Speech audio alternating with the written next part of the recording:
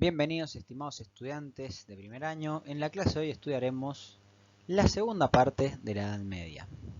En clases anteriores estudiamos dentro de la Baja Edad Media el auge de los caballeros medievales y las cruzadas. En esta oportunidad nos enfocaremos en otros temas y problemáticas de la época.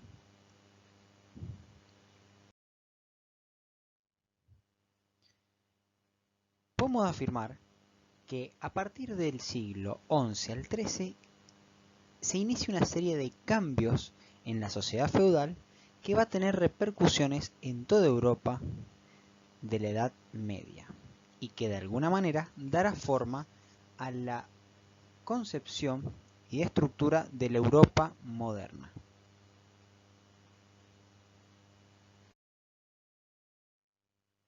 Como es habitual, nos enfocaremos en una línea de tiempo teniendo presente este inicio de la Baja Edad Media. En las primeras clases vimos la temprana Edad Media, luego vimos la alta o plena Edad Media y por último nos enfocaremos en la baja. Este periodo de transición en el cual va a dar el desenlace final de esta etapa o esta edad histórica.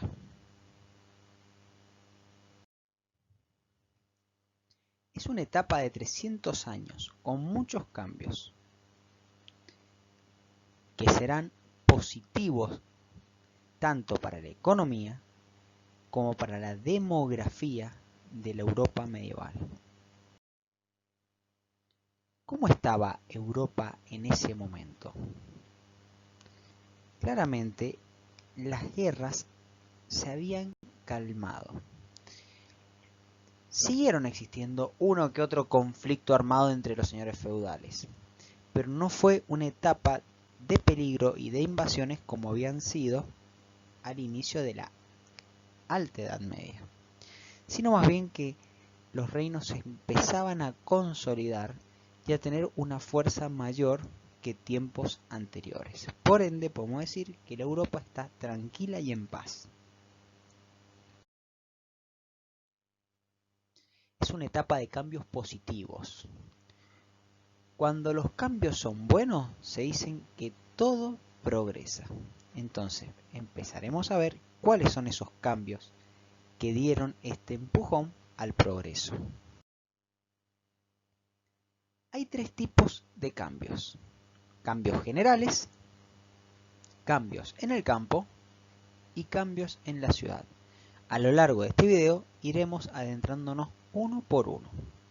Iniciamos el recorrido por los cambios generales. En primer lugar, el clima de inseguridad y de guerra finaliza, como bien habíamos explicado anteriormente. Por lo cual, la gente tiene mayor tiempo de ocio y los distintos estamentos se pueden dedicar a una mayor explotación de sus economías. Las ciudades quedan amuralladas y se vive cierto tiempo de bienestar, diríamos, entre lo que se puede comprender en aquel momento bienestar y tranquilidad. ¿Por qué digo eso? Porque la manera que tenían de vivir aquellos aldeanos, diríamos, o ciudadanos de la Edad Media eran bastante precarios si se los compara con la realidad actual. Vemos una imagen de cómo es el campo en aquella época, si bien esta imagen es actual, podemos apreciar la fisonomía del mismo. Disminuyen las guerras privadas, aunque si ustedes recuerdan la clase anterior podemos percibir que en este contexto también se inician las cruzadas. Pero ¿cuál es el tema? De ahora en más, las guerras no se van a llevar a cabo principalmente en Europa, ya sea del siglo XI al XIII, sino que se van a trasladar a Oriente, principalmente a Jerusalén o a la zona de Arabia. Hay menos ataques de pueblos invasores. ¿Por qué? Porque ya se han asentado esos distintos pueblos que habían invadido el territorio en su momento en Europa, en el siglo IX. Ahora ya no hay tantos pueblos que deseen invadir. O por lo menos hay unas estructuras políticas y fuerzas políticas feudales que resisten con mayor eficacia esos ataques. Los caminos son más seguros y prósperos. Volvemos lo mismo a afirmar. Eran bastante precarios si se los compara con la actualidad. Sin embargo, para su contexto, empiezan a ser bastante seguros. Por ende, si tenemos más tranquilidad, los caminos son seguros, el comercio empieza a aumentar. Otro cambio general. Aumenta la población por dos motivos fundamentales y muy básicos. Y esto es importante que ustedes lo puedan relacionar. Porque al haber mayor cantidad de cultivo, hay mayor cantidad de granos, y si hay más granos, la gente puede alimentarse mejor. Al mismo tiempo, hay otros motivos por el cual aumenta la población, porque hay mayor cantidad de nacimientos y menos cantidad de muertes. Estos son los motivos o las razones de por qué aumenta la población entre el siglo XI y el siglo XIII. Cuestión que se va a ver modificada en el siglo XIV, ya lo vamos a estudiar a eso. Otro cambio general es la especialización de las tareas o la división dentro de los rubros de las distintas tareas. Antiguamente la economía feudal era de autoabastecimiento. ¿Qué significaba? Cada feudo se alimentaba con lo que producía. Por ende era muy poco el comercio de distintos recursos que traían de otras ciudades. Bueno, de ahora en más esto cambia y empieza a haber mayor intercambio comercial, y los feudos no solo se autoabastecen, sino que ya pueden empezar a comerciar con otros feudos. ¿Por qué? Porque al tener mayor cantidad de cultivos tienen mayor excedente, quiere decir que les sobra mayor productos y los venden en otros sitios. Surgen oficios en el campo y en la ciudad. Uno de los más importantes que vamos a ver va a ser el herrero. ¿Por qué? Porque los instrumentos y las herramientas que se empiezan a utilizar y que mejoran de esa manera la producción en el campo es el uso del hierro. Por otro lado, vemos que al producir cada vez más cantidad de vegetales, ya sean cereales, legumbres, etcétera, etcétera, llevan los excedentes a la ciudad para poder venderlos. Esto, que parece algo tan sencillo, no se había podido practicar en mucho tiempo por las crisis económicas que asolaban la Edad Media. Sin embargo, esto recuérdenlo siempre. A partir del siglo XI en adelante empieza un periodo de auge y de crecimiento. Dentro del campo y de las ciudades, pero principalmente en las ciudades, empiezan a existir grupos de artesanos. ¿Qué es un artesano? Es una persona que a través de sus manos y sus conocimientos, artesanalmente, con materia prima, produce un producto terminado. En este caso vemos a un panadero, por ejemplo.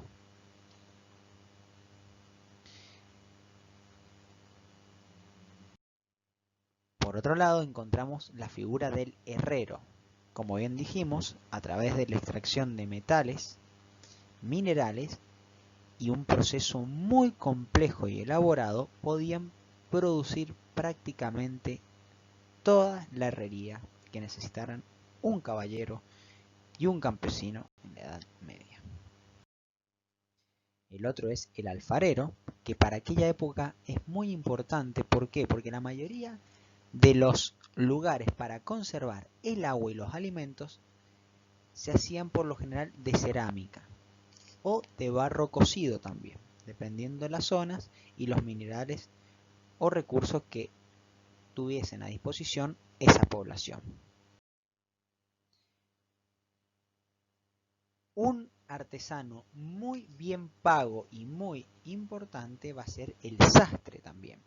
Los sastres, por lo general, se encargan de confeccionarle la vestimenta al clero y a los nobles. ¿Por qué no tanto a los campesinos? Porque era muy costoso contratar a un sastre. Otro de los grandes labores artesanales es el zapatero, que con cueros de distintos animales producían el calzado, en general de los lores, serían de los señores, pero en algunas ocasiones también sabían hacerle los arreglos al calzado de algún clero, de un campesino, etcétera, etcétera. Entonces, para recordar y poder saber fehacientemente qué es un artesano, podemos decir lo siguiente: todo aquel individuo que se gane la vida haciendo cosas con la mano e instrumentos simples y que vive en la ciudad se llama artesano. ¿Existían artesanos en el campo? Sí, pero por lo general los artesanos estaban en las ciudades. ¿Por qué en las ciudades? Porque allí es donde se hacían la mayor cantidad de intercambios. Recuerden que en los feudos y en los campos eran grupos muy cerrados y poquitas familias vivían allí. Entonces era más complicado para un artesano sobrevivir dentro del campo. Pero también había en ocasiones artesanos en el campo. Vamos a ver qué situación ocurre en el campo. Como vemos en esta imagen, la principal fortaleza que protege el campo son los castillos. Viven aislados, donde hay extensos territorios que podían cultivar, y cada familia por lo general vivía un tanto aislada una de la otra. Sin embargo, también existen las aldeas de campesinos que viven más cercanos. En esta época de cambios, los campesinos tienen más tiempo para cultivar.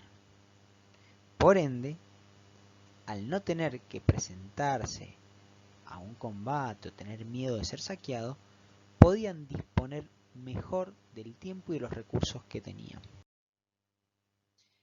Acá vienen cambios que son fundamentales que ustedes lo sepan, y es muy importante ver cuáles son las herramientas que mejoran y aumentan la productividad en el campo. ¿Y cuáles son? Las mejoras en el arado.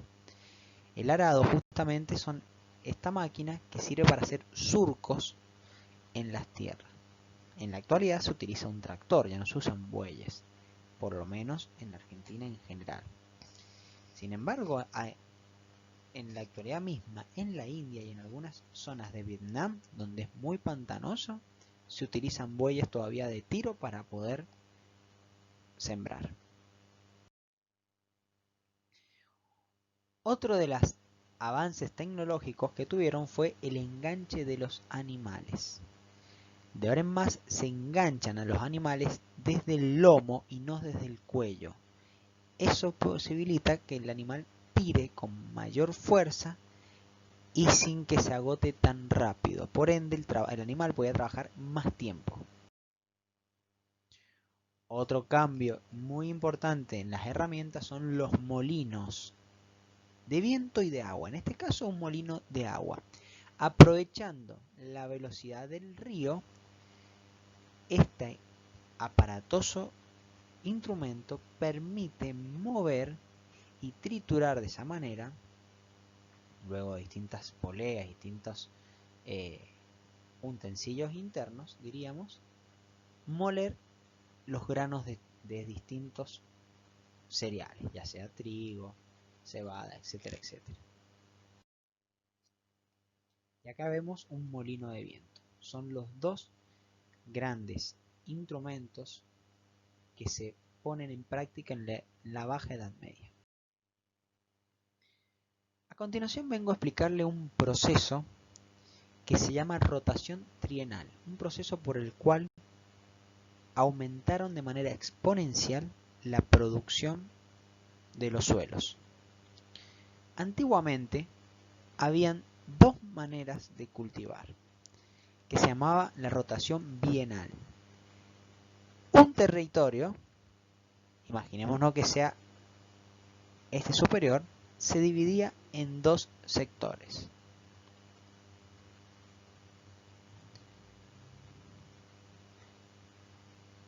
La mitad de un año se sembraba un producto y la otra mitad se dejaba vacío. ¿Qué sucedía? Cuando pasaba el tiempo, esta se llama rotación bienal, este terreno se agota y no se puede producir más. Y nos quedaba solamente el otro espacio para poder cultivar. Idearon, en vez de partirlo en dos al territorio, dividirlo en tres, donde un año sembraban un producto, el mismo año sembraban en la otra parte otro producto y al tercero lo dejaban descansar. Al año siguiente rotaban esto y en el posterior lo mismo. De esa manera los campos se iban rotando al dividirse en tres y permitía que la tierra descansara y que los productos, diríamos la siembra, no consumiesen todos los nutrientes necesarios. De esta manera se cambia lo que era la rotación bienal y se produce una rotación trienal que aumenta la producción de los mismos. Aquí vemos ejemplos actuales de la rotación trienal, como en cada espacio se siembra distintos productos y en uno se deja descansar durante un lapso no menor de 6 meses por lo menos. De esta manera la tierra se permite mejorar toda la producción. En este cuadro vemos, y les recomiendo que lo lean, de cómo serviría esta rotación trienal. En un momento se plantan trigo, por ejemplo, en el otro legumbres y en el otro barbecho. ¿Qué barbecho? Significa no sembrar nada. De esta manera, el sistema de rotación trienal se dividía la tierra en tres partes. Una se cultivaba con trigo o centeno, que se desgastaba mucho la tierra. Otra se cultivaba con avena, cebada o legumbres, que desgastaba un poco menos, y la tercera parte se dejaba en berbecho, que descansaba. Entonces de esa manera se iban rotando y las tierras nunca se terminaban de agotar de una manera permanente. Un cambio que ya hemos mencionado en los generales, pero que permite un mayor acceso a distintos sectores de Europa, es los caminos. Fíjense cómo era un camino en la Edad Media. Y piensen que en esa Edad Media se andaba en carreta con ruedas de madera. Así que imagínense lo duro que habrá sido para las personas que montaban una carreta ir de un lugar al otro. Sin embargo, estos caminos son caminos mejorados, para que ustedes tengan una idea de cómo eran antes de esos caminos. Vemos otros senderos o huellas por los cuales debían pasar, que era muy difícil. Y en esta época es la época del auge del comercio entre el campo y la ciudad. Los excedentes del campo lo trasladan a la ciudad. Y los excedentes de la ciudad también se llevan y se comercian en el campo. Las ciudades, como podemos percibir en esta imagen, eran bastante concurridas. Nos faltaba la catedral, la plaza o el centro de entretenimiento donde se hacían los pequeños mercados de intercambio, y las casas no había muchas reglamentaciones de urbanización, así que iban construyendo una por encima de otra. Las calles eran angostas y la gente estaba por doquier. Aquí vemos ejemplos claros de cómo era una ciudad medieval con una doble muralla, por lo general, y distintas almenas que serían una especie de torre que vigilaban los perímetros por si algún grupo de invasor intentaba adentrarse de manera ilegítima en ella. Las ciudades crecen y se agrandan. Como dije anteriormente, empiezan a construir donde tienen espacio y cada vez construían una arriba de la otra, haciendo una especie de edificio sin tener en cuenta muchas veces las estructuras que tenían. Vale aclarar que los materiales de construcción para aquel momento va a ser la piedra y la madera fundamentalmente. Por lo general las primeras plantas las construían con piedra y luego las siguientes plantas las hacían de madera para poder alivianar el peso y asentarlas. Otras ciudades, podemos percibir en este dibujo, poseía un castillo que abrazaba a toda la ciudad, por así decirlo. Seguimos viendo imágenes al respecto. Y ahora aparece un grupo social nuevo, que hasta ese momento no había tenido un protagonismo como el que lo va a tener ahora y a lo largo de toda nuestra historia. A las afueras de las ciudades estaba el burgo, que eran personas que vivían por fuera y que por lo general se dedicaban al comercio. Iban de un sitio a otro y construían sus pequeñas casas afuera de las murallas.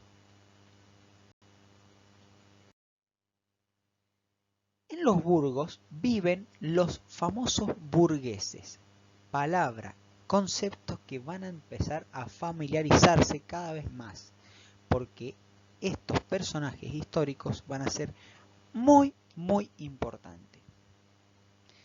¿A qué se dedicaban estos burgueses? Principalmente en un inicio eran comerciantes y artesanos, pero poco a poco comenzarán a incrementar cada vez más sus ingresos y se volverán importantes banqueros.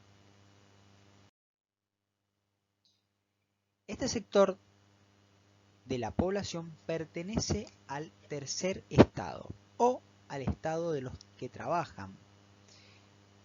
Recuerden que en la Edad Media se conformaban tres estamentos: la nobleza, el clero y el campesino.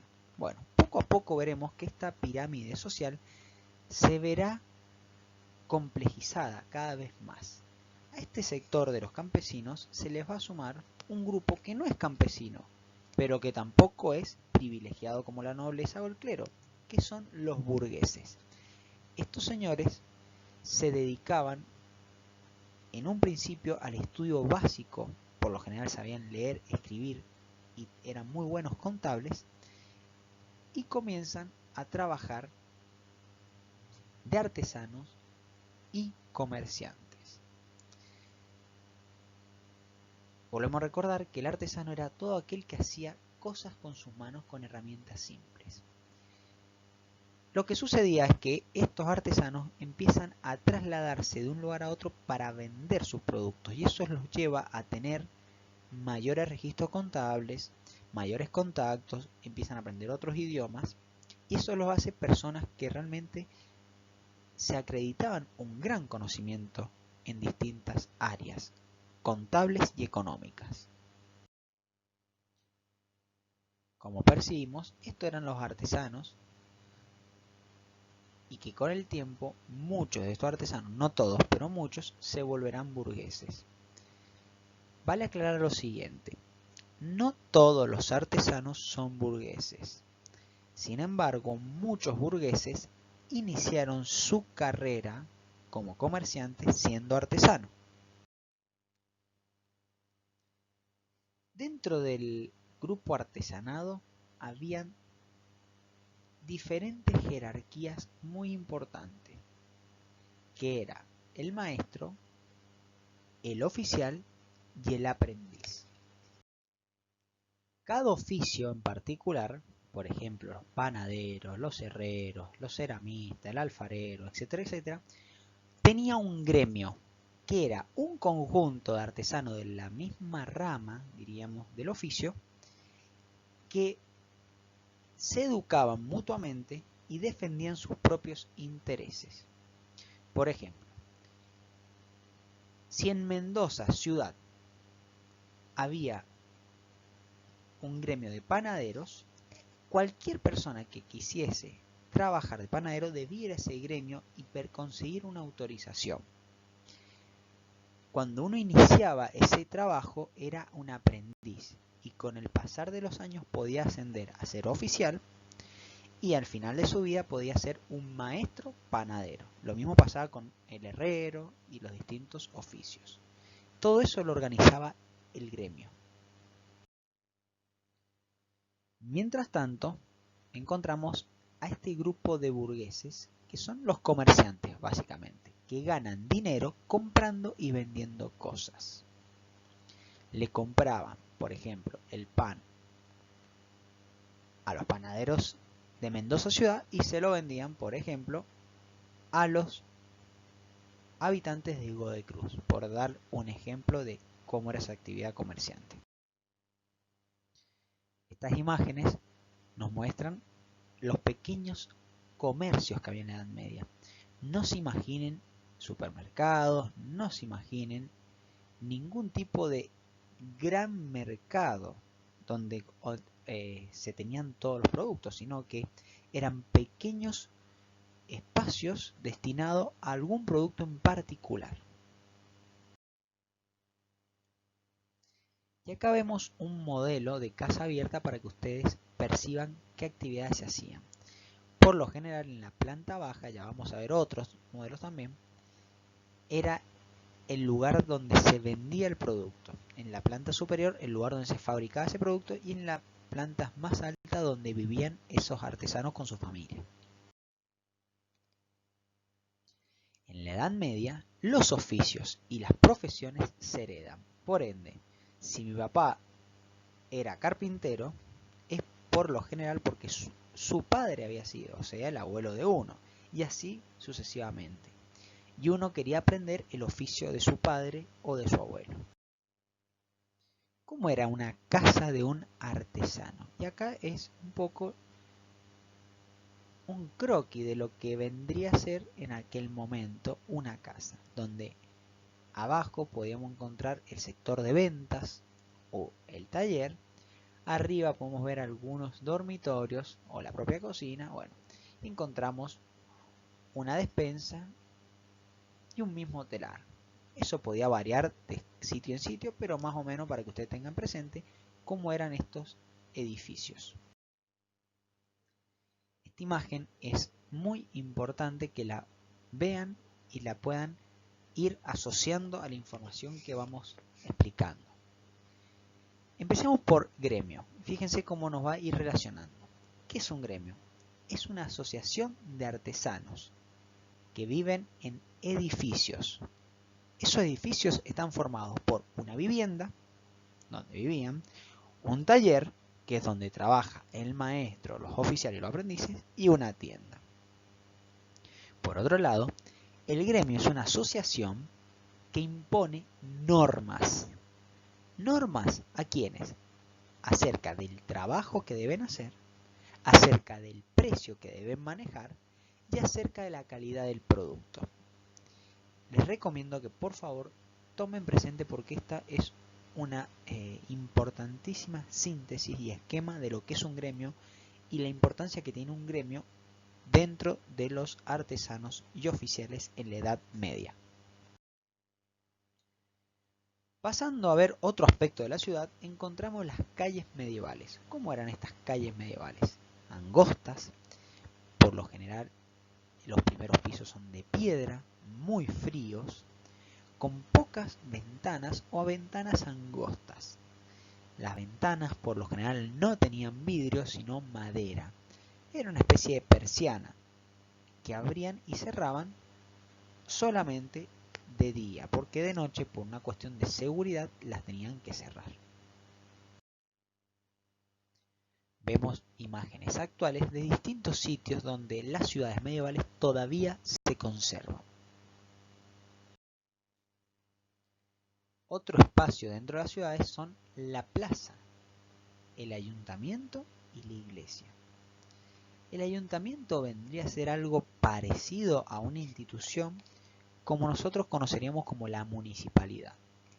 Era un lugar donde se encontraban funcionarios de gobierno que resolvían inquietudes o peticiones de los ciudadanos. Entiéndase ciudadanos, aquellas personas que viven en la ciudad.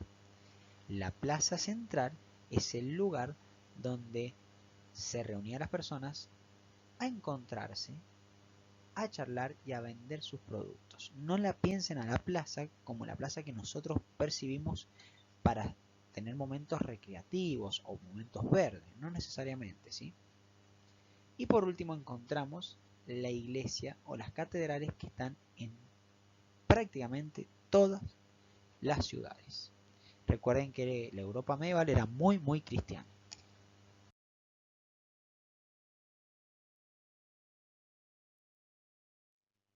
¿Cómo es el comercio en general? Bueno, cuando tenían que comerciar algún producto lejano, a eso se lo denomina comercio internacional. Y se hacían los intercambios con monedas de oro. Habían distintos puntos de encuentro que permitían ese intercambio. Vemos diferentes rutas por las cuales se distribuían los diferentes comerciantes por las zonas. Tenemos un grupo de grandes comerciantes que están alrededor del Mar del Norte y otros que tenemos alrededor del Mar Mediterráneo.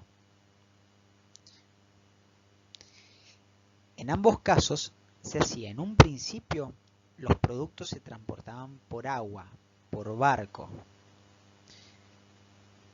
Y una vez que llegaban a distintas ciudades, se empezaban a trasladar a través de carretas. Sin embargo, era muy costoso y dificultoso hacer los traslados internamente por el continente europeo. ¿Cuáles son las capitales de estos centros comerciales de aquella época? Bueno, escuchen los nombres y seguramente le parecerá familiar. Encontramos a Génova, en Italia. Encontramos a Venecia, en Italia también. Encontramos a Londres, lo que sería actualmente Inglaterra. Encontramos Habsburgo, lo que vendría a ser Alemania. Encontramos Danzig, lo que vendría a ser parte de Polonia ahora. Y la moneda que se utilizaba por lo general eran el ducado, el florín y el maravedí. Son las monedas de oro que se utilizaban para hacer estos comercios internacionales. Como sería en la actualidad usar el dólar o usar el euro, bueno, en aquel momento esta era la moneda que se empleaba. ¿Cómo se denominaban esos encuentros de comerciantes internacionales? Feria. Es muy importante saber la diferencia entre feria y mercado. El mercado se hacían en todas las ciudades y era un intercambio a pequeña escala. Lo que vendría a ser hoy por hoy cuando uno va a un mercado, compra algún producto. Sin embargo, las ferias en la Edad Media eran un encuentro de comerciantes al por mayor para comprar productos y venderlos en sus negocios al por menor. ¿Qué quiere decir? Venían, por ejemplo, los grandes comerciantes de trigo, los grandes comerciantes de seda, los grandes comerciantes que traían distintos metales preciosos. Y así, etcétera, etcétera. De madera, por ejemplo, porque la madera que venía de las zonas del norte de Europa eran muy buenas. Bueno, se reunían estos grandes comerciantes en una feria, por lo general en la feria de Champaña o de Brujas, porque era un punto intermedio en Europa, y realizaban esos acuerdos. No necesariamente llevaban todo el material, sino que iban, negociaban y después si llegaban a un acuerdo se lo llevaban al sitio donde el comprador lo solicitase. Esto es lo que vendría a ser para nosotros modelos, ¿sí?, de estas ferias. Una vez iniciadas las cruzadas, Europa empieza a traer y a conocer productos de lujo de lugares muy lejanos, joyerías, sedas, piedras preciosas y especias, que serían los condimentos que uno va a una herboristería a comprar. Bueno, todo eso, muchos de los productos no se conocían en Europa y se inician y empieza a ser mucho más importante. ¿Cuáles son los cambios que hay dentro de la sociedad? Bueno, sigue existiendo grupos privilegiados y grupos no privilegiados. Siguen siendo la gran mayoría los no privilegiados. Pero ahora empieza a sumarse a este grupo no privilegiado los artesanos y los burgueses, que son una capa intermedia que nosotros podemos percibir en este sitio. Todo este momento de auge, crecimiento, de mayor esplendor, empieza a decaer en el siglo XIV. Y acá veremos una de las tantas pinturas que representan esta época de caos, catástrofe que se nos avecina en la Edad Media. De este modo, damos por iniciada la parte final de la Edad Media, el siglo XIV, un siglo de grandes crisis, donde pasa una crisis en la alta y plena Edad Media, una crisis que es superada a principio de la Baja Edad Media y otra vez volvemos a caer en una crisis terrible iniciada en este siglo XIV. Se da un inicio de una serie de acontecimientos que solamente llevan al empobrecimiento, muerte y catástrofe en general en la Edad Media en Europa. ¿Por qué digo en general? Porque no todos los sitios sufrieron de la misma manera, pero sí fue un hecho generalizado.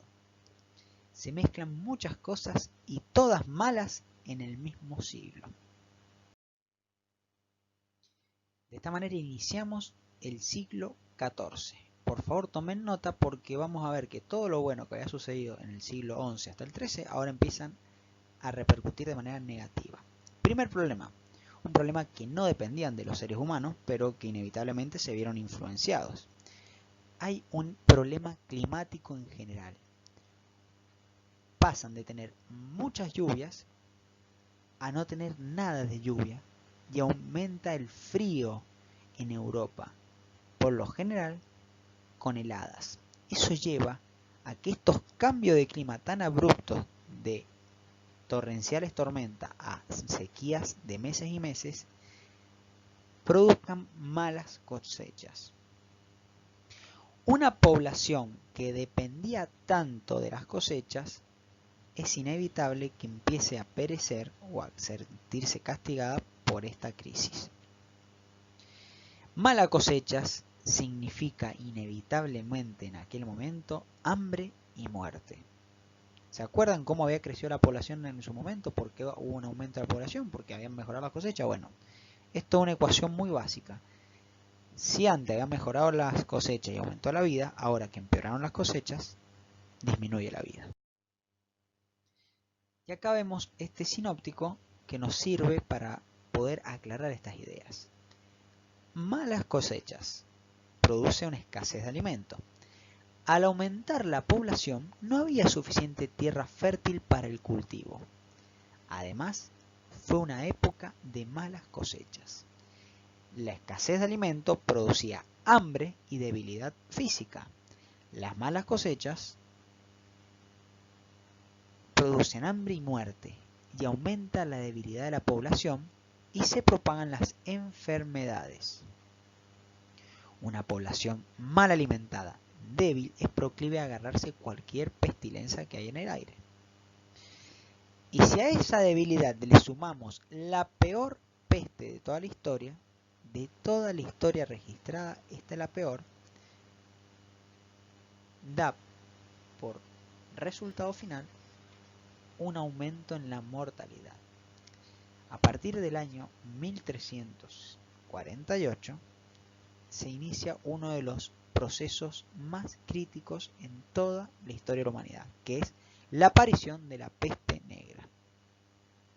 La peste negra llega desde Asia Central y provoca millones de muertes. Se abandonan los campos, las ciudades y la actividad económica se paraliza. Además de esta gran crisis demográfica, se inicia una guerra que dura más de 100 años. Para ser exacto, dura 116 años. Bueno, una guerra que se da entre Francia e Inglaterra, que se la conoce como la Guerra de los 100 años. como nos anticipamos, una gran epidemia mortal asola Europa en general, parte de África también y Asia. Sin embargo, los registros que nosotros contamos y tenemos mayor evidencia es de Europa, y es la peste bubónica o peste negra. ¿Quiénes la traen esta? Bueno, las ratas traen a través de ella una pulguita que las infecta y vienen por medio de los barcos. Los barcos, que era el principal medio de transporte en toda la Edad Media, están plagadas de ratas. Desde el Mar Negro entran por el Mar Mediterráneo y los puertos estos mamíferos infectados con esta peste. Acá vemos otro sinóptico de cómo se propaga esta peste bubónica. Los roedores están infectados de la bacteria que se llama Yersinia pestis. Esa es la peste negra con su nombre científico. ¿Qué síntomas tiene la peste negra? Aparecen bubones. ¿Qué son los bubones? Son pequeños bultos en las axilas, cuellos e ingles. Y puede ser una peste neumonónica, que serían las bacterias atacan los pulmones, o una peste septicémica. Significa que el organismo es contaminado a través de la sangre por las bacterias. Eso era principalmente cuando te mordía la pulga o la rata. Al transmitirse tanto por vía oral, respiratoria, como por sangre, nadie estaba a salvo. En este caso, vemos que se empieza a propagar por todos lados.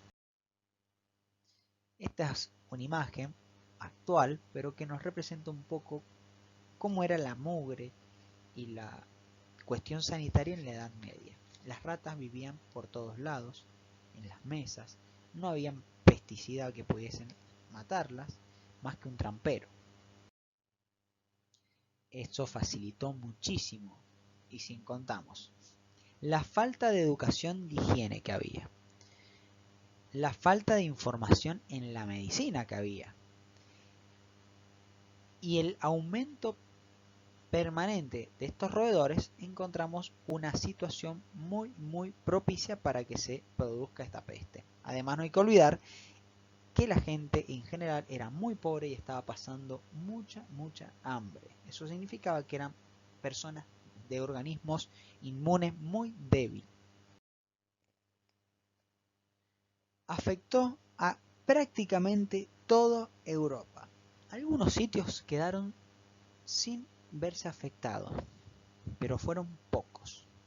Se calcula, porque son resultados estimativos, que mueren alrededor de 25 millones de personas en un lapso aproximado de unos 10 a 15 años. ¿Por qué digo que se supone?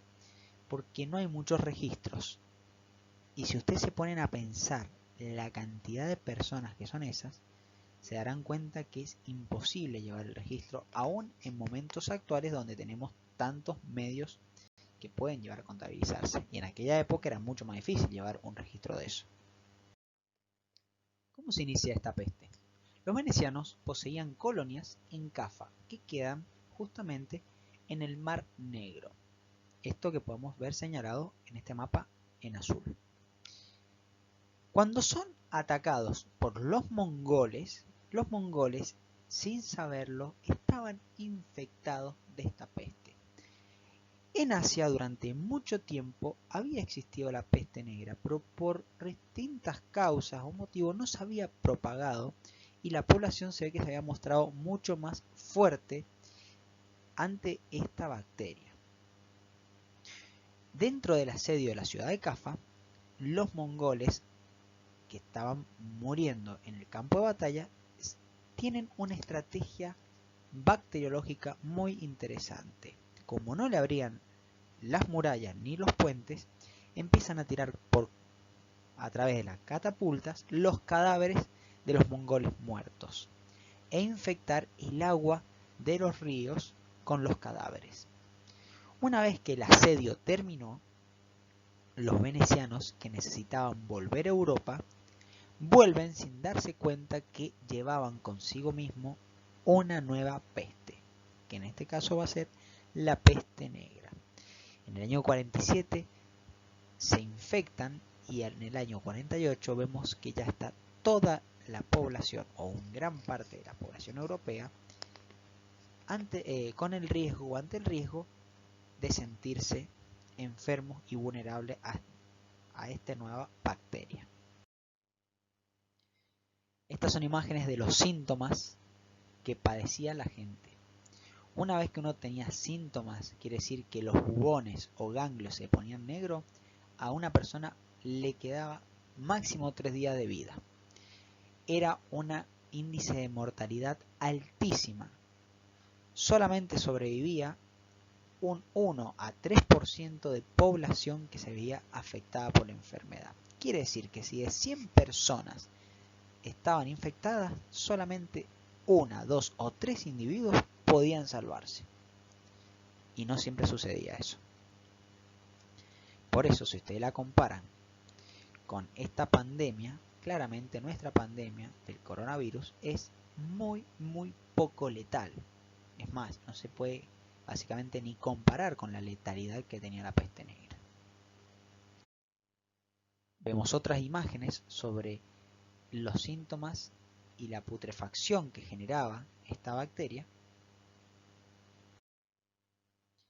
y eso dejó un montón y sin fin de cadáveres y consecuencias a lo largo de toda Europa. La gente empieza a morir, la gente se ve afectada, la gente tenía miedo y las calles se ven repletas de cadáveres por todos lados. Vemos los cadáveres en todos los sitios. ¿Cuáles son la representación de la muerte? Bueno, estos médicos con estos curiosos picos del oro. ¿Para qué se usaba esta máscara? Esta máscara lo que tenía el sentido de ser era que a lo largo de ese pico le ponían distintas telas con hierbas aromáticas que permitía no dar náuseas ni arcadas a los médicos por el olor a podrido y a muerto que había en todos los sitios que ellos iban a visitar. No tenía más que una función de ser un olor menos desagradable, porque la realidad está comprobado de que esas máscaras no servían para impedir que las bacterias entrasen en el organismo. Sin embargo, muchos cuerpos eran más resistentes e incluso inmunes a esa bacteria.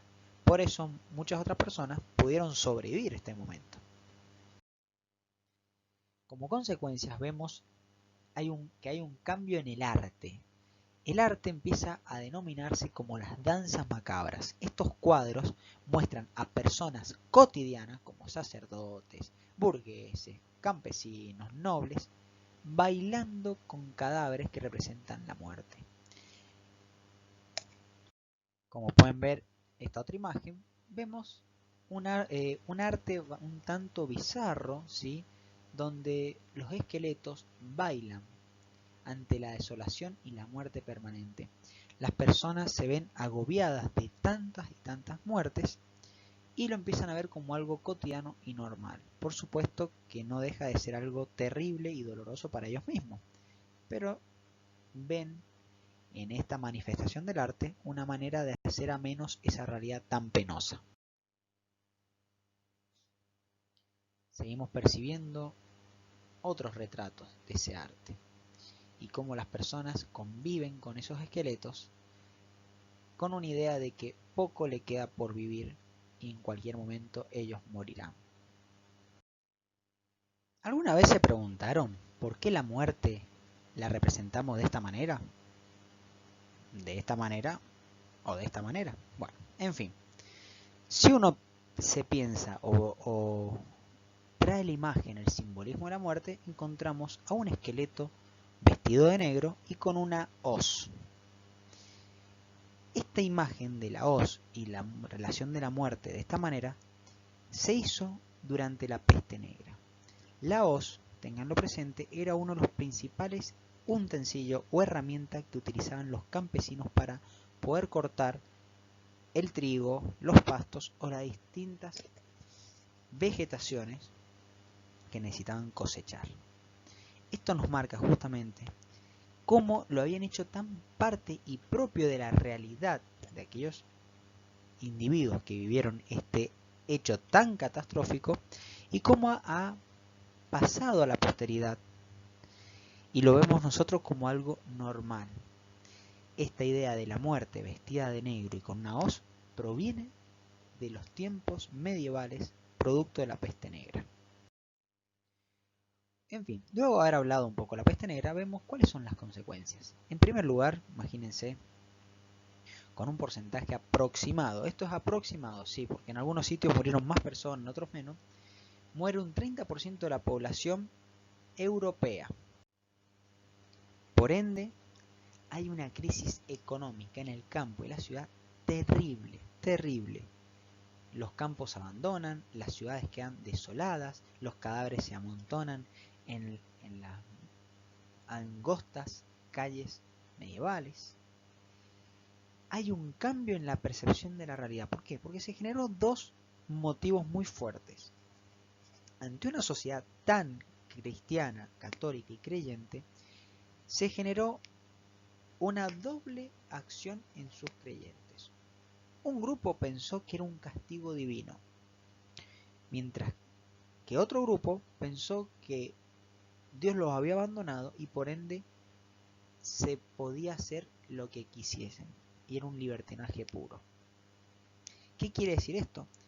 Que hubieron grupos de penitentes, que eran personas que pasaban autoflagelándose y queriendo pagar las culpas de todos a través de su propio castigo. Eso significa la autoflagelación. Se golpeaban con látigos, iban caminando por las calles pidiendo a Dios disculpa por las ofensas de los seres humanos. Y otras personas se acostumbraron a la vida fácil, libertinaje, orgías sexuales, andar por la calle con distintos tipos de actos impropios, etcétera, etcétera. Por último, hubo una innovación en el arte, que es lo que tantos hablamos, ese arte macabro. En fin, la peste negra trajo consecuencias negativas a toda Europa y dejó marcado su sello hasta el presente. Para ir cerrando ya estos temas, vemos brevemente cuál es la cultura medieval que justamente adentra este contexto, que está en general, pero justamente en la Baja Edad Media se da con mayor fuerza. La sociedad medieval es profundamente religiosa. Desde este punto de vista puede decirse que es teocentrista, como vimos en la temprana Edad Media. Esto continúa, pero poco a poco se verá un tanto diferente. Por otro lado, vemos que se crean las universidades. Hasta ese momento, aquella persona que deseaba estudiar solamente debía meterse a un monasterio o, si tenía recursos económicos, contratar a un profesor particular. Bueno, a partir del siglo XIII en adelante se inician las universidades, por supuesto bajo el auspicio de la Iglesia cristiana. A partir del siglo XIII, a través de la Iglesia, se fundan las primeras universidades o centros de estudios superiores.